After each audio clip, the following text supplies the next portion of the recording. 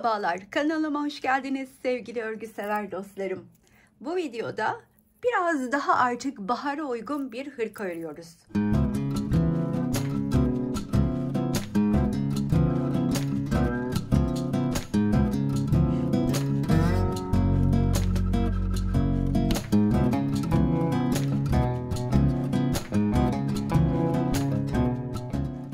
Hırkada kullandığım ipler 4 mevsim koton ipler olan Yarn Jeans ve 1 adet de Alize Cotton Gold kullanıyorum.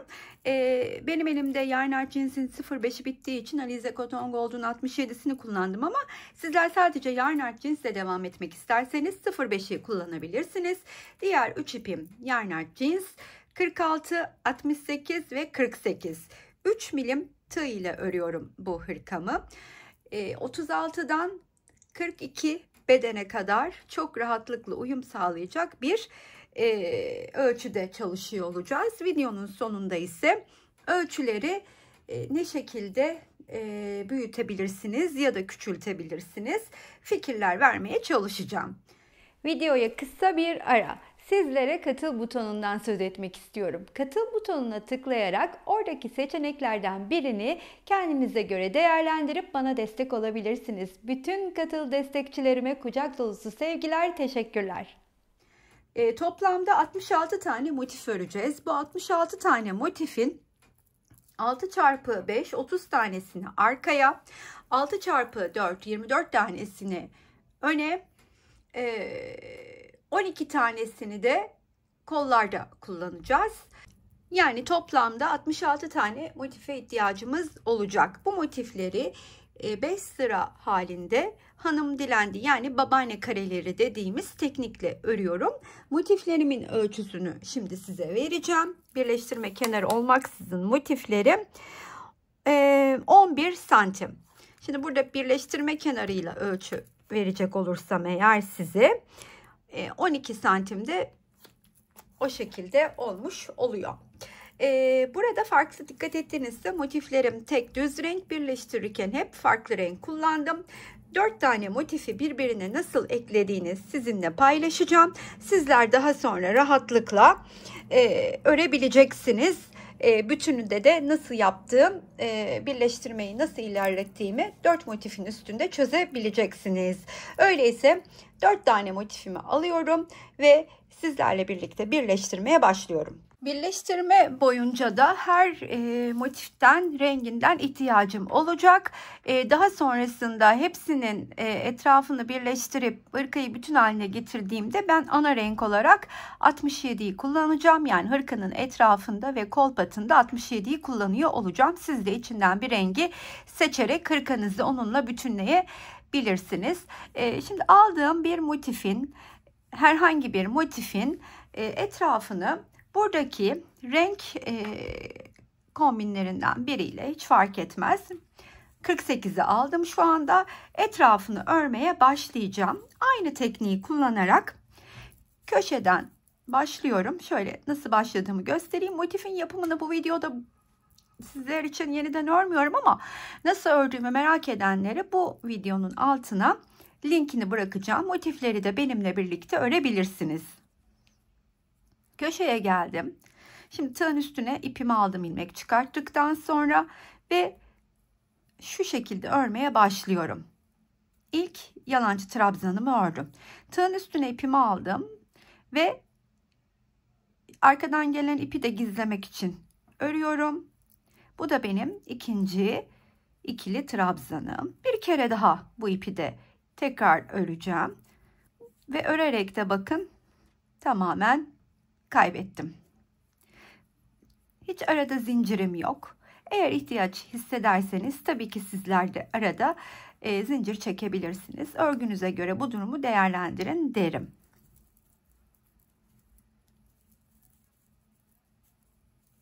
Her bir boşluğun içine 3 tane ikili trabzanımı örüyorum. Köşeye kadar geleyim. Köşeyi birlikte geçtikten sonra zaten gösterebileceğim bu konuda hiçbir şey yok. Sadece birleştirme kısmına kadar örüp geleyim. Köşeyi de birlikte geçelim. Geldim. 3 tane ikili trabzanımı ördüm. araya 2 tane de zincirimi çektim. Yine aynı boşluğun içine 3 tane ikili trabzan örerek köşeyi oluşturmuş oluyorum. İşte hepsi bu kadar. Şöyle de göstereyim size. Bakın, yatırdığım anda her şeyin yolunda olduğu gayet belli. Eğer araya zincir isteseydim motifim şöyle kasacaktı. Ama yatırdığım an kalıyorsa eğer yerinde, motifte bir problem yok demektir. Başladığım noktaya kadar öreyim. İlk motifimizin etrafını bu şekilde örerek tamamlıyoruz. İlk sırayı bu şekilde tamamlıyorum. Burada biliyorsunuz köşede bir üçlü grubu örerek başlamıştım. Dönüşte de diğer üçlü grubumu örüyorum ikili trabzanlarımla. 2 de zincirimi çektikten sonra ilk örmüş olduğum trabzanın tepesine şu şekilde batıp ilmeği de içinden kaydırarak çıkarttıktan sonra kilitliyorum ve ipimi kesiyorum. Şöyle hemen önüme alıp kulaklarından düzeltip yatırdığımda motifim dümdüz duruyorsa her şey yolunda demektir. Eğer motif yukarı doğru çanak gibi açılıyorsa, yani çanak gibi toplanıyorsa daha doğrusu, araya zincir çekmeniz gerekebilir. Burada aralara bir zincir çekerek deneyebilirsiniz. Olmadı köşelere üçer, benim gibi 2 değil 3 zincir yapabilirsiniz. Ya da şöyle bir şey de olabilir. Bazı kişilerde şöyle şu orta kısım yukarıya doğru kalkıyor da olabilir. O vakitte size önerim ilk 2 sırayı, şu minik ilk 2 sırayı daha normalde örmüş olduğunuz tığdan yarım milim küçük tığla örebilirsiniz. Motifin genelini 3 milimle örüyorsanız ilk 2 sırayı 2,5 milimle örerek motifinizi düzgün düşürebilirsiniz. Bunu da bir alt bilgi olarak vermek isterim. Şimdi bu ipi hemen ilk olarak arkaya alıyorum. Her seferinde mutlaka beni yakından takip eden dostlarım bilir ki gizlemeden devam etmem. İpimi mutlaka gizlerim. Ondan sonra devam ederim. Şimdi burada vakti geçirmemek adına sonra gizleyeceğim. Sıradaki motifimi alıyorum. Şunu alalım yanına ve diğer bir rengimi alıyorum. Etrafını örüp birleştirmeye başlarken açık rengimi aldım. Bu defa bir kenarla buraya birleşeceğim için 3 kenarımı örüp aynı burada başladığım gibi tamamını değil, bir kenarı açıkta bırakıp geliyorum. Tek kenarını açık bırakarak geldim. Şimdi burada köşede 3 tane ördükten sonra bir de zincir çekmiştim. Hemen buradaki köşeden batıp ilmeğimi içinden çıkartarak karşılıklı kenarları birleştirmeye başlıyorum. Buradan geldim, bir de zincir çektim. Köşenin içine batıp 3 tane ikili trabzanımı örüyorum. Daha sonra tığdan çıkıyorum. Burada tığdan çıktıktan sonra hemen boşluktan batıp ilmeğimi çıkartıyorum. Bir zincir çekip sıradaki boşluğun içine batıp 3 tane ikili trabzanımı örüyorum. Burada yine tığdan çıkacağım. Karşıdaki denk geldiği boşluğun içinden batıp ilmeğimi çıkartıp bir zincir çekiyorum. Sıradaki boşluğa geliyorum. Kenarın sonuna kadar bu mantıkla birleşmeye devam edelim.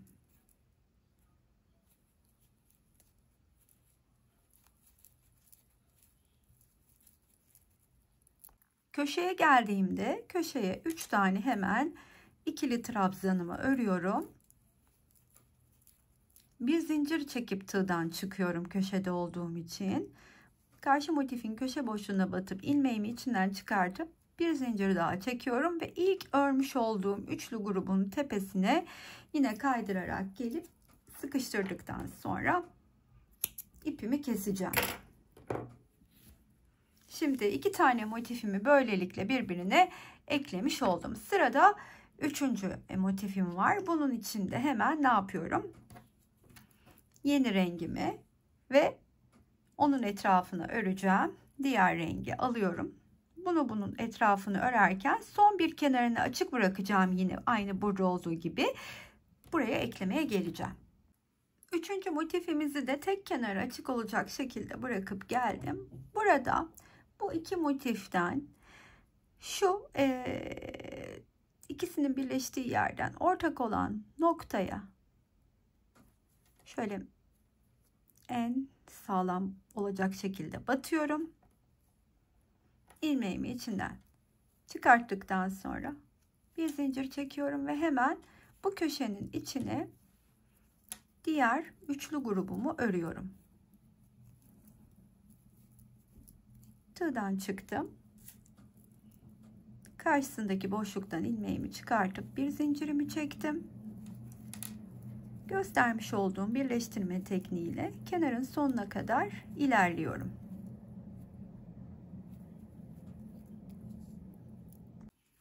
Burada da köşeye kadar ilerledikten sonra köşenin içine 3 tane ikili trabzanımı örüp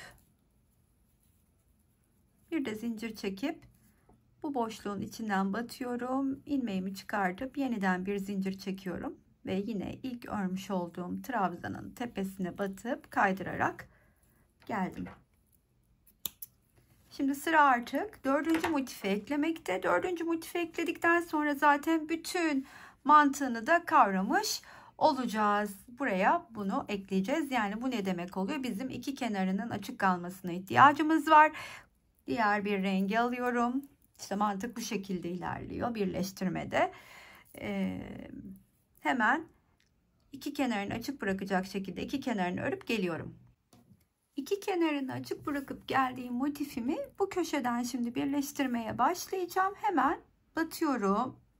İlmeğimi o köşesinden çıkartıp bir zincirimi çektikten sonra köşenin içine örüyorum ve 4 motifin birleştiği noktaya kadar göstermiş olduğum mantıkla birleşiyorum.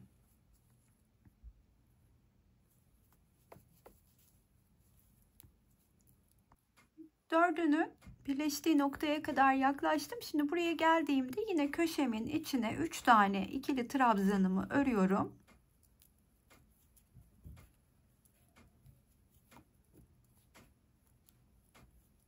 Tığdan çıkıp bir zincir çekip tığdan çıkıyorum ve burada şöyle önüme alıyorum ve tam olarak şu noktaya bakın.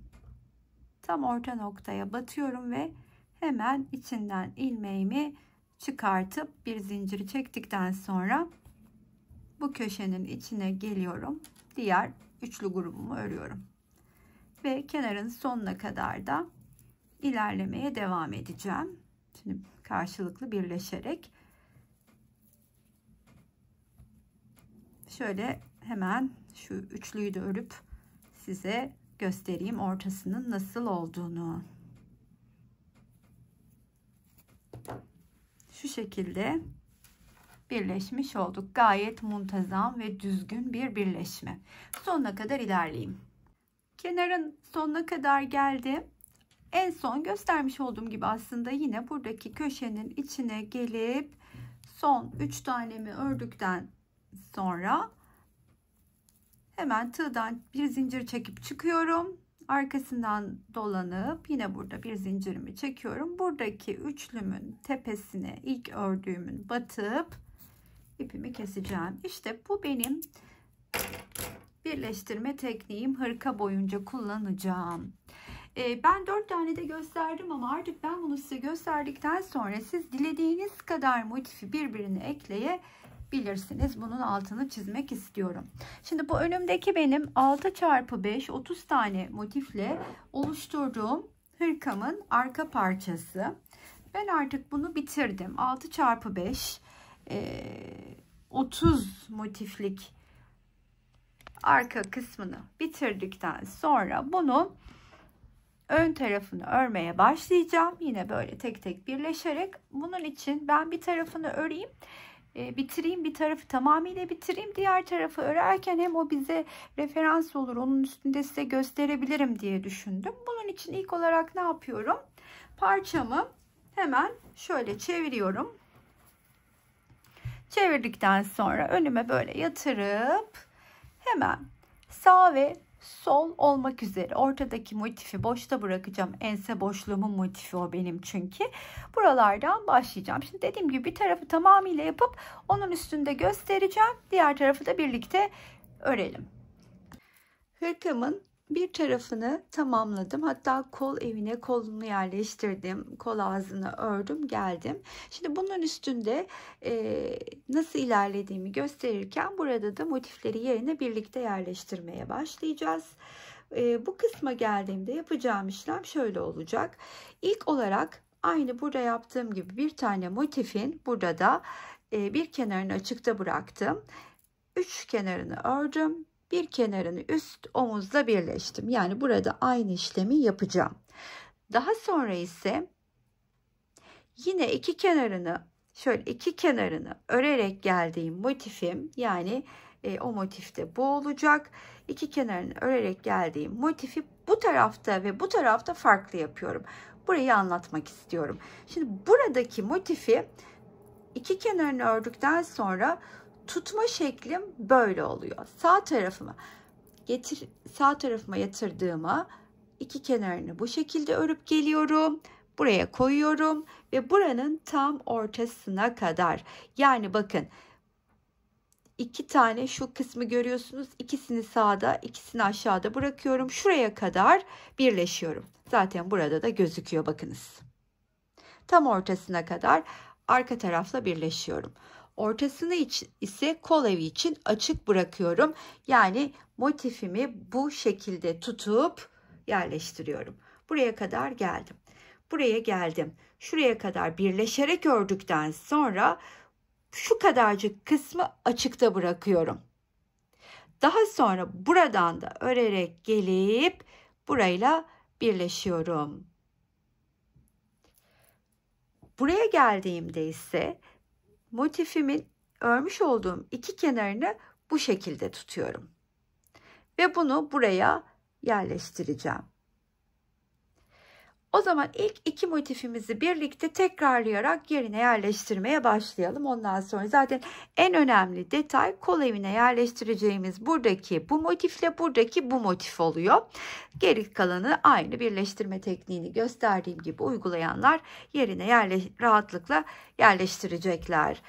Hemen önüme çekip birleşelim.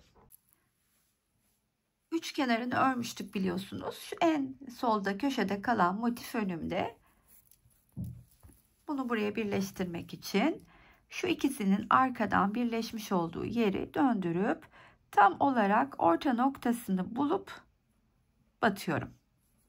Ve bu ilmeğimi içinden geçirdikten sonra bir zincir çekip ilk olarak köşenin içine 3 tane ikili trabzanımı örüyorum. Çıktım, arkadaki denk gelen boşluğundan ilmeğimi çıkartıyorum. Yani birleştirme tekniğimizi buraya uygulayarak iki kenarı birleştirelim.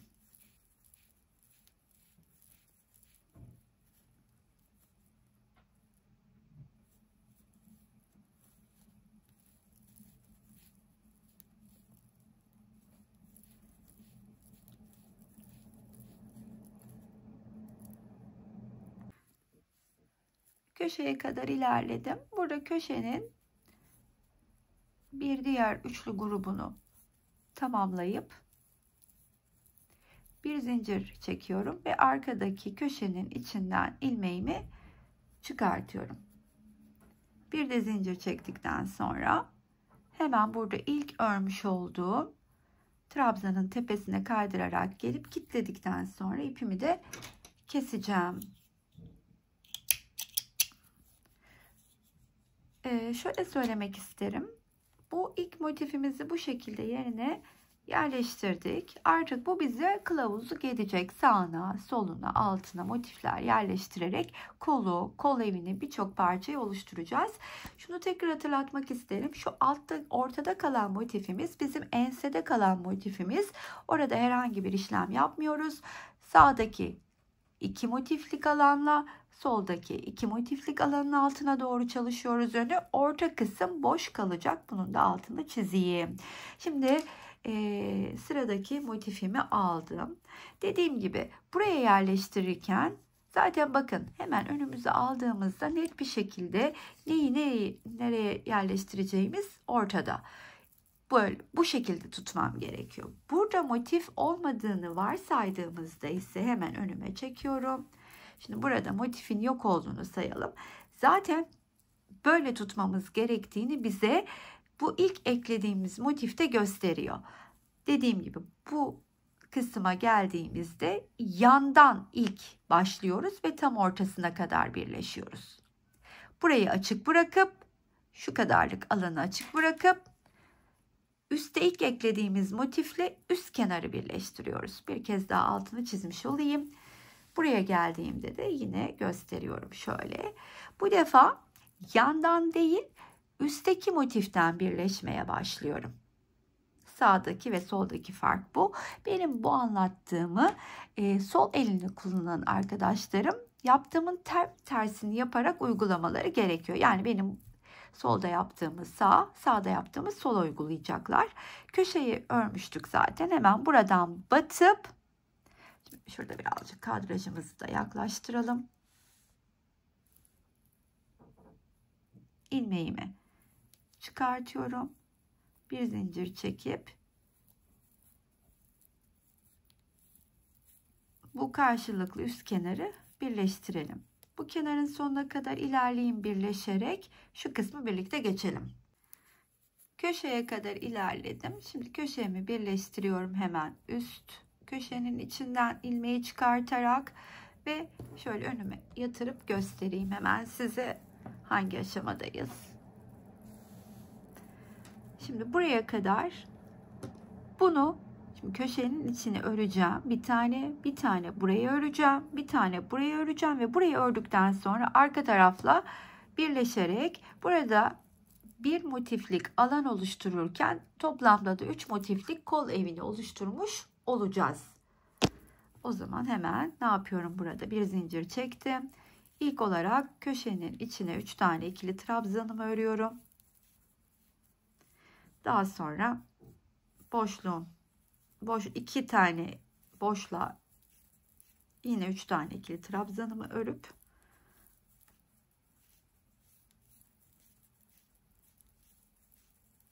bunu ördükten sonra da birleşmeye başlıyorum. Hemen şöyle yan tutayım. Daha rahat gösterebileceğim. Zaten yerimiz belli. Bakın üst üste koyduğumuzda benim hemen batacağım nokta arkada kendini gösteriyor. İlmeğimi de oradan çıkartıp birleşerek örmeye devam ediyorum.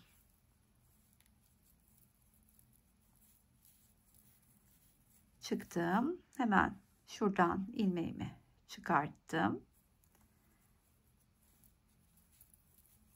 Bir diğer üçlü grubumu örüyorum.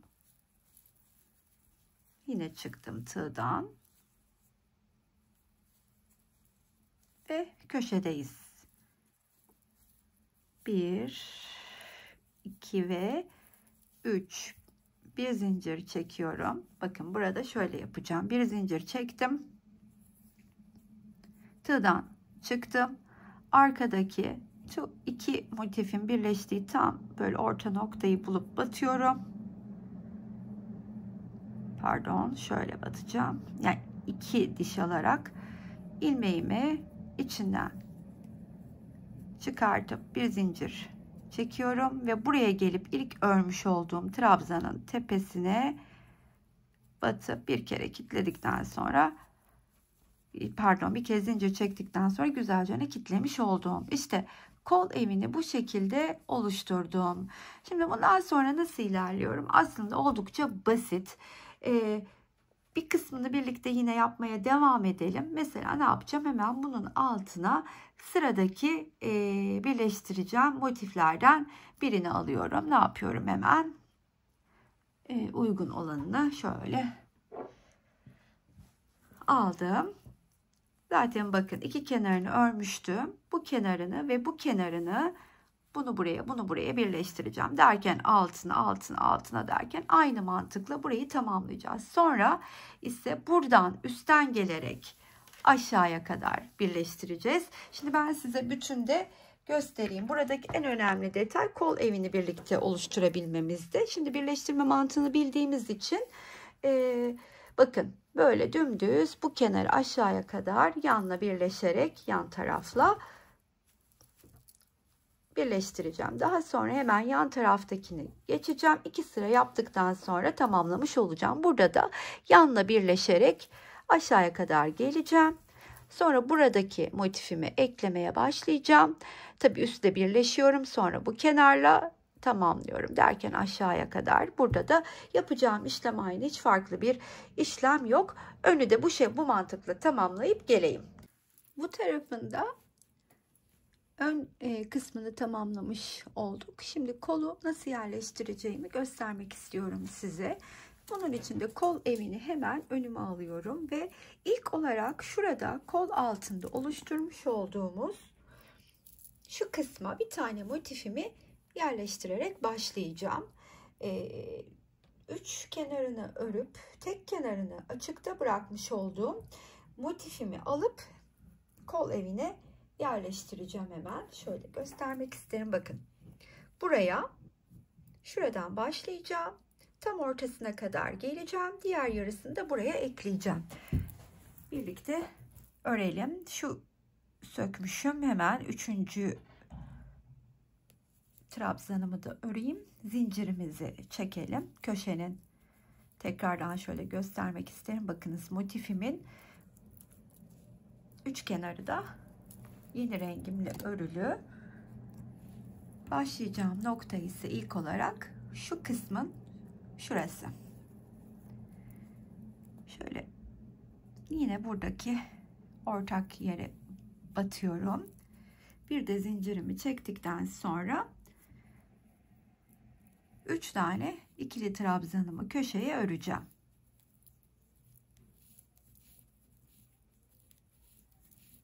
Daha sonra tığdan çıkıp şöyle şuradan geçirip tekrardan boşluğumun içine 3 tane ikili trabzanımı örüyorum. Şurayı araya battım. Boşluğa gelmedi denk. Düzgün öreyim. Tığdan çıktım.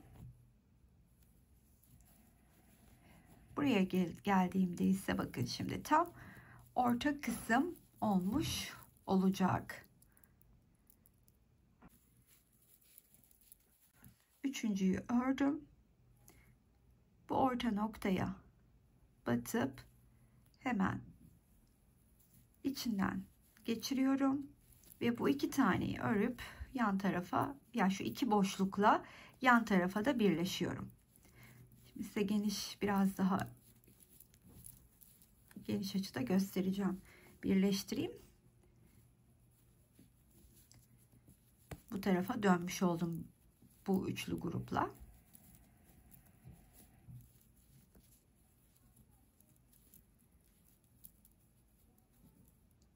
Şurası düğüm olmuş. İpi açalım hemen.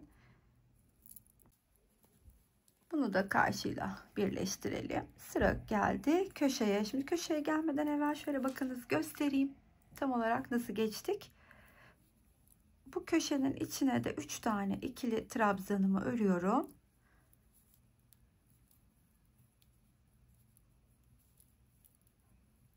Bir zincir çekip tığdan çıkıyorum.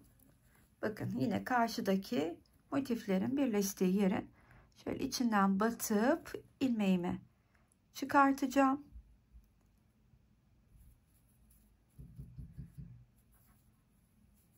Bir de zincirimi çekip burada ilk örmüş olduğum trabzanın tepesinden kaydırarak çıkıp kilitledikten sonra sıkıştırıyorum. Şöyle de genişte de göstermek istiyorum. Tam olarak kol altına nasıl yerleştiğimizi. Şimdi ilk motifimi böylelikle oturtmuş oldum. Sırada diğer motiflerim var. İkinci motifimin 2 kenarına örüp geleceğim. Şimdi bu bakın şöyle göstereyim. Bu kol altında kaldı. Bu etek ucuna giden kısım bu omzumuz. Bu kol altında kaldı. Şimdi bir tane motifi buraya yerleştirelim. Dediğim gibi 2 kenarını örüp geliyorum.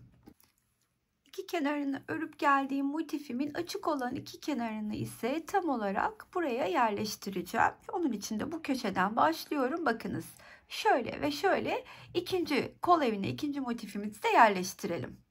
İki motifi ekledikten sonra üçüncü motifi eklemek için sadece böyle bir kenarını örüp geliyorum. Çünkü bu üç kenarıyla kol evine yerleşeceğiz. Aynı göstermiş olduğum teknikle birleşmeye devam ediyoruz. Köşeye üçlü örmüştüm. Hemen bir de zincirimi çekip şu motifin köşesinden batarak ilmeğimi çıkartıp eklemeye başlıyorum kenarları birbirine. İlk kol evinin 3 motifini bu motifi tamamladığımızda eklemiş olacağız yerine. Daha sonra alttaki 3 motifi de ekleyip kol ağzını örelim.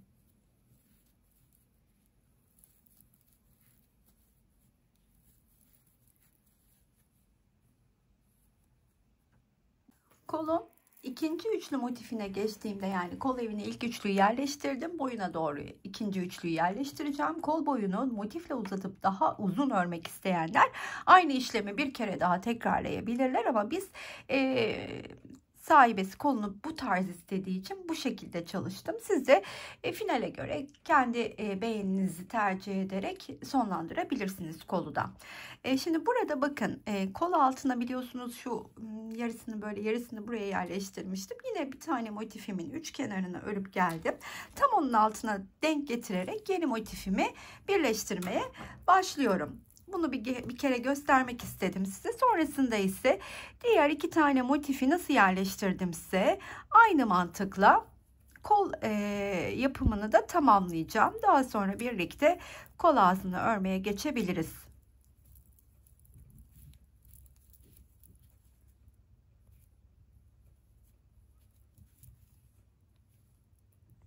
Kol evine 6 tane motifimizi yerleştirdim. Şimdi kolun ağız kısmını öreceğiz birlikte. Ben zemin rengi olarak 67'yi Alize Cotton Gold'un 67'sini tercih ettim. Şimdi hemen şöyle başlıyorum. Herhangi bir şuradan başlayayım. Şuradaki geçişte göstermek istiyorum size. 8 sıra halinde öreceğim. Diğer kol üzerinde şöyle göstereyim. Bakınız. Eğer kol ağzını genişletmek istiyorsanız ben burada bir toplama yapacağım. Genişletmek isteyenlere de ne yapmaları gerektiğini söyleyeceğim. Şimdi buradaki boşluğa battım. 3 tane ikili trabzanımı aynı boşluğun içine örüyorum.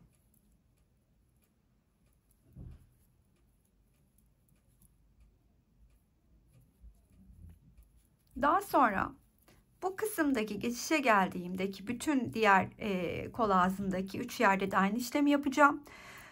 Eğer burayı arttırmak istiyorsam, genişletmek istiyorsam bu köşenin içine 3 tane, bu köşenin içine 3 tane yaparak 2 grup halinde geçeceğim. Ama ben genişletmek istemediğim için buraya bir tane battım ördüm. Bir tane ortaya batıp örüyorum. Bir tane de bu köşeye batıp örüyorum. Bir üçlü grupla geçiyorum. Dediğim gibi diğer bu harici iki köşede de aynı işlemi yapacağım. Bir üstte de birlikte çıkalım.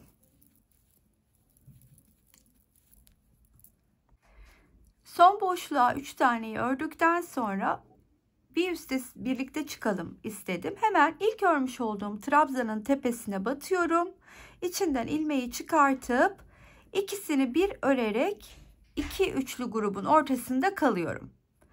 Ve şöyle yükselip yukarıdan ipi de parmağımla tutuyorum. Döndürüp tığımın üstüne aldıktan sonra ortasına batıyorum ve ilk yalancı trabzanımı örüp yanına 2 tane de ikili trabzanı tamamlıyorum. Ve bir tur daha başlıyorum yine her bir boşluğun içine 3 tane ikili trabzan örmeye. 8 sıra halinde bu şekilde tamamlayacağım. Siz de dilediğiniz uzunluğa kadar ya da dilediğiniz genişlikte örebilirsiniz.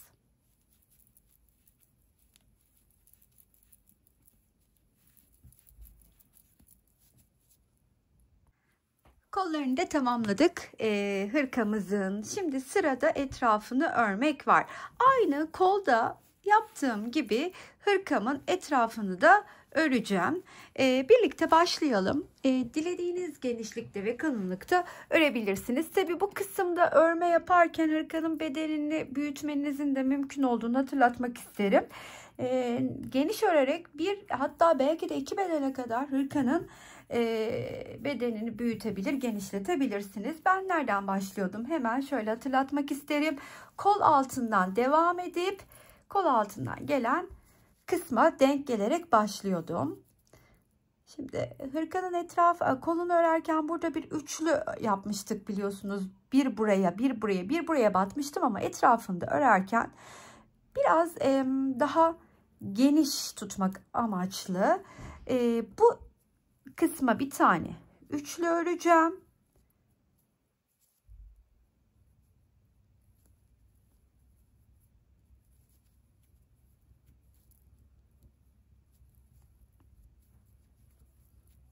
Bu köşeye gelip diğer üçlüyü öreceğim. Bütün geçişlerde bu şekilde yapacağım. Şöyle göstereyim. Şu şekilde batacağım. Böyle devam edeceğim. Köşenin geçişini de birlikte yapalım. Ensenin geçişini de birlikte yapalım. Daha sonrasında ise şurayı saklayayım. Daha sonrasında ise bir üstte de birlikte çıkarız ve gerisi artık hepimizin kendi beğenisine göre ya da bedenine göre değişecek diyebilirim. Köşeye kadar ilerleyelim.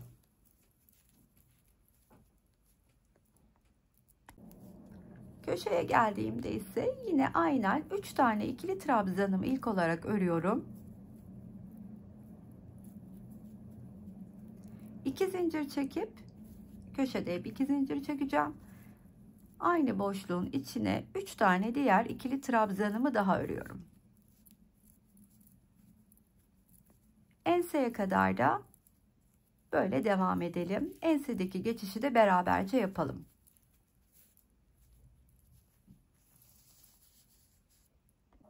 Ensedeki kısma geldiğimde yapacağım geçiş şöyle olacak. Şu kısmı bir tane üçlü grupla geçeceğim. Yani bunun içinde bir bu köşeye batacağım. Bir ortaya batacağım. Pardon, şuradan ortaya batalım. Açılmasın. Bir de bu köşeye batacağım ve hemen sıradaki boşluğa geçip üçlü gruplarımı örmeye devam ediyorum. Tam olarak şu geçişi bu şekilde yapmış oldum. Diğer tarafta da aynısını yapalım. Bu tarafı da birlikte geçelim. Bunun için ilk olarak ilk köşeye bir tane ikili trabzan, bir tane tam olarak ortaya batıp bir ikili trabzan, bir tane de bu köşeye örüp burayı da bu şekilde tamamlıyorum ve başladığım noktaya kadar üçlü gruplarımı örmeye devam edeceğim. Daha sonra başladığım yere geldiğimde birlikte yukarı nasıl çıktığımı da göstermek isterim. Sonrası ise artık hep işlemin tekrarı olacak. Yani buraya da geldiğimizde şu köşe geçişine bir üçlüyü buraya, bir üçlüyü buraya örüp devam edeceğiz. Artık ensede herhangi bir farklı işlemimiz olmayacak. Hırkamın etrafının ilk sırasını tamamladım. Şimdi bir üstte de birlikte çıkalım istedim. Bunun için ilk örmüş olduğum üçlü grubun ilk ikili trabzanının tepesine batıp ilmek çıkartıyorum içinden.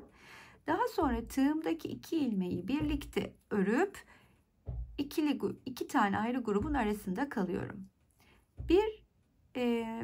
Hemen ilmeğimi yükseltip ilmeği tığımın üstüne alıyorum ve dibine batıp ilmek çıkarttıktan sonra önce ilmeğin içinden, daha sonra bu döndürdüğüm ilmeğin arkasından çıkıp ilk yalancı trabzanımı örüyorum. Eğer sizler bunu yapmakta zorlanıyorsanız 3 zincirle de yükselebilirsiniz. Hemen yanına 2 tane ikili trabzanımı örüp tüm üçlü grupların arasına 3 adet ikili trabzan örmeye devam ediyorum. Bunu ideal ölçüye, ideal istediğim görüntüye geldiğine, kanaat getirene kadar devam edeceğim. Döndüğümde kaç sırada tamamlamış olduğumu zaten sizlerle de paylaşmış olacağım. Sizler de benim üstümdeki duruşumdan kendinizce ölçüyü ayarlayabilirsiniz.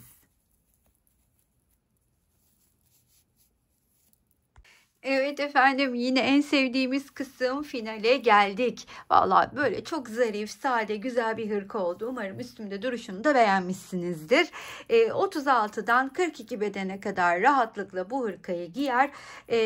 Böyle 42'den 48 bedene kadar motif sayısını arttırmadan bir sıra büyük örerek de çok rahatlıkla hırka bedenini büyütebilecekleri gibi o arka ortadaki motifi çıkartıp kol altına bir motif koyarak, yani tam açıldığında sayıyı 10 adet motife çıkartarak çok rahatlıkla büyütebilirler. 1-2 sıra daha etrafı da örülebilir. Ben 4 sırada tamamladım ama daha da örülebilir. Bunu da belirtmek isterim. Toplamda iplerden, her renginden, şimdi şöyle söyleyeyim, zemin rengi 67 olandan 300 gram kullandım. Diğerlerinden ise 3 rengim var. 68, 48 ve 46'dan 150'şer gram kullandım. Yani böyle 750 gram, 700 ile 750 gram arasında bir hırka oldu diyebilirim. Umarım sizler için anlaşılır güzel bir video olmuştur. Beğendinizse her zaman olduğu gibi bir kalbinizi rica edeceğim. Yorum ve beğenilerinizi esirgemezseniz beni mutlu edersiniz. Buraya kadar izleyen herkese çok teşekkür ediyorum. Sıradaki videolarda görüşmek üzere. Hoşça kalın arkadaşlar.